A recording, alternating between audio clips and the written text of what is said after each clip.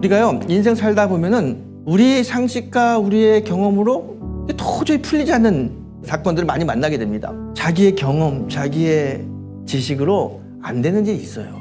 이렇게 우리가 우리의 힘으로 살아보려고 노력하지만 안 될 때 우리 신앙인들은 어떻게 이 문제를 해결할까? 오늘 본문을 통해 가지고 그 답을 좀 찾아봤으면 좋겠어요.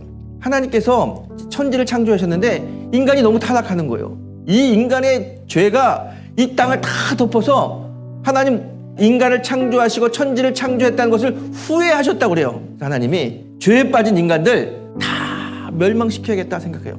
그리고 다 멸망시키려고 하다 보니까 노아라고 하는 의인이 있는 거예요. 하나님을 바라보고 하나님 말씀대로 살려고 하는 이 노아의 가족이 있는데 이 노아까지 다 죽일 필요는 없겠구나. 하나님 어떤 생각하시냐면 다시 악인들을 다 멸해버리고 의인 노아를 통해 가지고 새롭게 창조를 해야겠다. 그렇게 마음을 딱 먹으셨어요.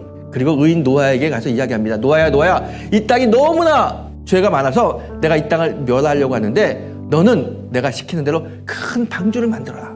그럼 내가 물을 내려가지고 이 지면을 다 쓸어버릴 텐데 방주 안에 들어간 너와 너의 가족은 살리라. 노아가요, 그 말씀을 듣고 말씀대로 방주를 만듭니다.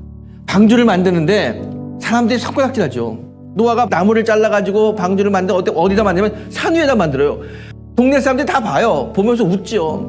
야, 이렇게 날씨가 좋은데 무슨 비가 오냐고 비웃습니다. 그 온갖 비웃음과 손가락질을 받으면서도 노아는 묵묵하게 방주를 만들어요. 이 방주를 만드는 과정 속에서 하나님 노아에게 뭐라고 말씀하시냐면 지금 이 땅에 있는 짐승들, 정결한 짐승은 암수 7쌍, 부정한 짐승 2쌍씩 방주 안에 집어넣으라고 이야기합니다. 노아는 하나님의 말씀에 순종합니다. 자, 하나님의 뜻대로 방주를 만들기 위해서 순종하는데 방주를 만들어 봤어야지 알죠. 그런데 우리 6장에 보게 되면요, 하나님이 방주를 만들라고 하면서 그냥 만들라고 하는 게 아니에요. 일일이 다 가르쳐줍니다.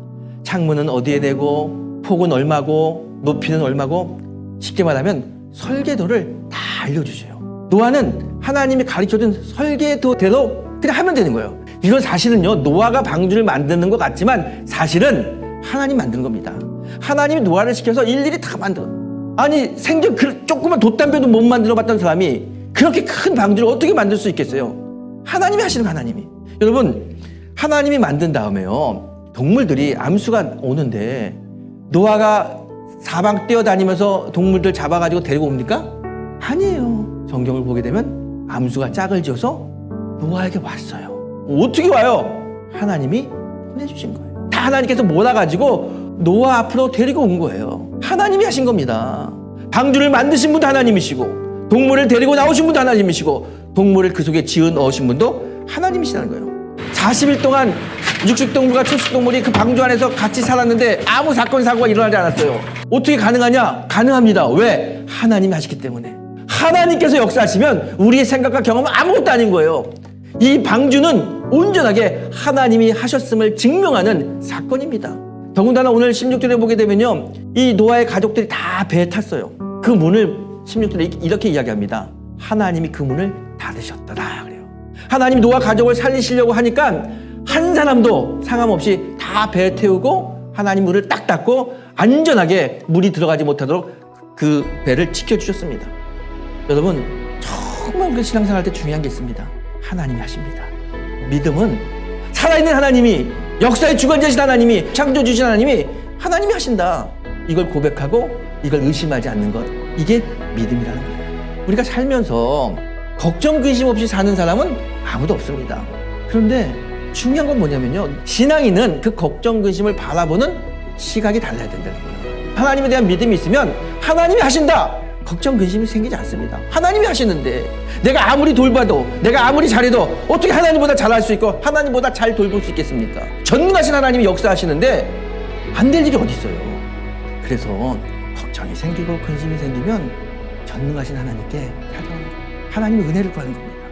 우리는 하나님의 은혜로 사는 사람들입니다.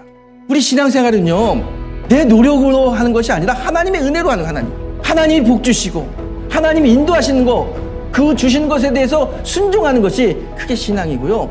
그걸 통해서 하나님 놀라게 역사하십니다. 사도행전 11장 21절에 보게 되면 이런 말씀이 있습니다. 주의 손이 그들과 함께 하심에 수많은 사람들이 믿고 주께 돌아오더라.